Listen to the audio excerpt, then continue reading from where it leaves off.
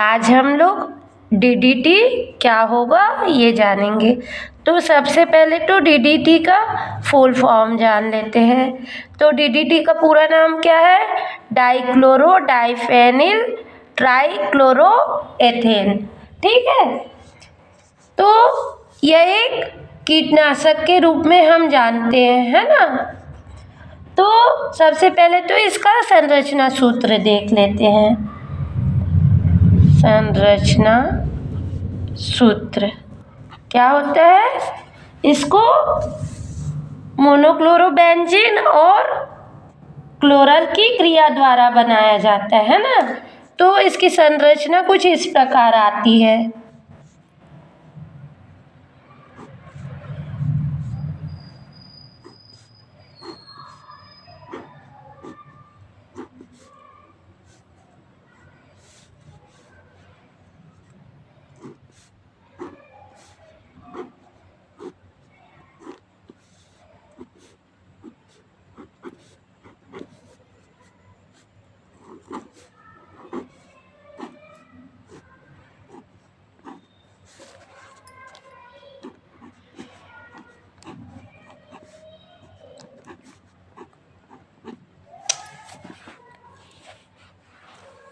ठीक है, इस तरह की होती है।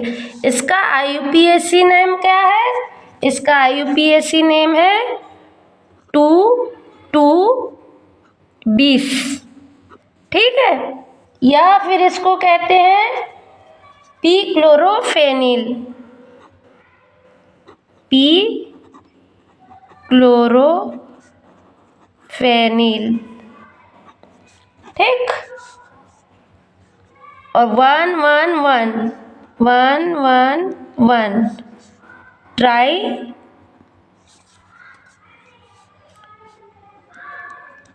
क्लोरो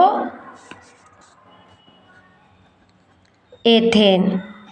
ठीक है, इसका IUPAC नेम है। ठीक है, या इसको कहते हैं 2,2-D क्लोरोफेनिल 1,1 ट्राइक्लोरोएथेन, या 2,2-D P पैराक्लोरोफेनिल 1,1,1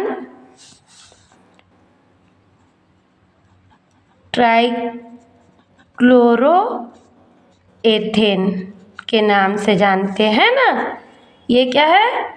IUPAC नाम। ठीक है,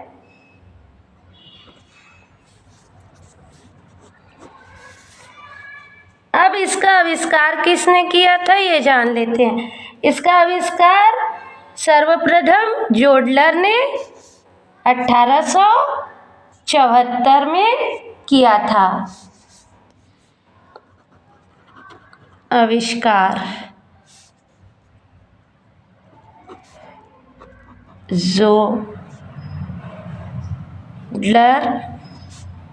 ने 1874 में किया था, है ना। इसका सबसे पहले उपयोग द्वितीय विश्व युद्ध जब जर्मन का हुआ था तब किया गया था।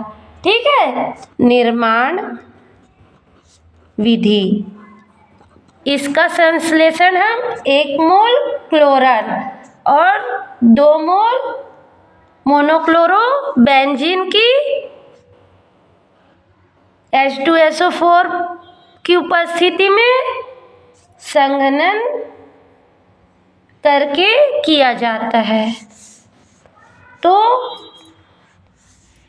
मोनोक्लोरोबेंजीन बना लेते हैं हम।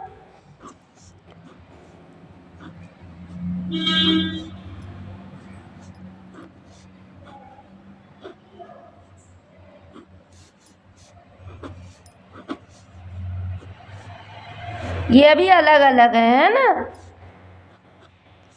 संश्लेषण होगा, संघनन, तब ये जुड़ जाएंगे। ये H 1 मोल है और 1 मोल दोनों मिला के 2 मोल मोनो क्लोरो बेंजीन, ठीक है। और 1 मोल क्लोरल OCH CCl3, 1 मोल क्लोरल, ठीक है। सांद्र सल्फ्यूरिक अम्ल, सांद्र सल्फ्यूरिक अम्ल की उपस्थिति में क्या की जाती है? संघनन किया जाता है, ठीक है। तो हमको क्या प्राप्त होता है? हमको प्राप्त होता है DDT।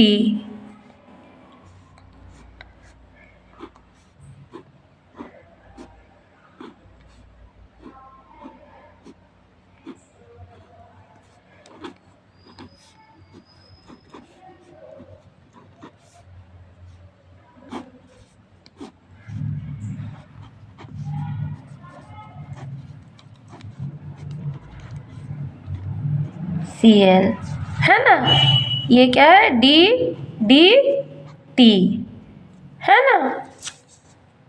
Dichloro diphenyl trichloro ethane प्राप्त होता है ना। तो आप लिख सकते हैं इसको, है ना। रिएक्शन याद रखने के लिए इसको लिख सकते हैं हम, 1 मोल क्लोरल का संश्लेषण सांद्र सल्फ्यूरिक अम्ल,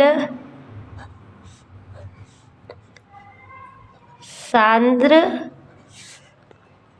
सल्फ्यूरिक अम्ल की उपस्थिति में 2 मोल मोनो क्लोरो बेंजीन के साथ संघनन कराने पर die chloro diphenyl try chloro ethane प्राप्त होता है, ठीक है। भौतिक गुण क्या होते हैं इसके? भौतिक गुण, ये क्या होता है? श्वेत चूर्ण होता है जिसमें एक स्मेल होती है और ये पानी में अविलेय होते हैं, लेकिन कार्बनिक विलायकों में व पेट्रोल में विलेय होते हैं। यह श्वेत चूर्ण होता है और गंध युक्त होता है। यह पानी में अविलेय किंतु कार्बनिक विलायकों में विलेय और पेट्रोलियम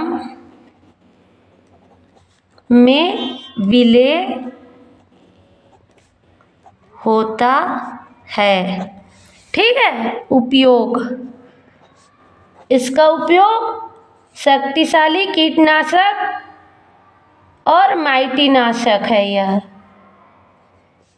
यह शक्तिशाली कीटनाशक और माइटीनाशक है, ठीक। मलेरिया फैलाने वाले मच्छरों को नष्ट करने में उपयोग करते हैं ना। क्यों करते हैं इसका? क्योंकि ये स्थायी होता है, वह वातावरण में बहुत लंबे समय तक उपस्थित रहता है ना। इसका प्रभाव पड़ता है मछलियों, मनुष्यों, है ना, पक्षियों आदि में यह विषैला प्रभाव होता है। यह स्थायी होता है, अतः वातावरण में प्रदूषण उत्पन्न करता है, जिससे मनुष्य, पशु पक्षियों व मछलियों पर दुष्प्रभाव पड़ता है। इसलिए बहुत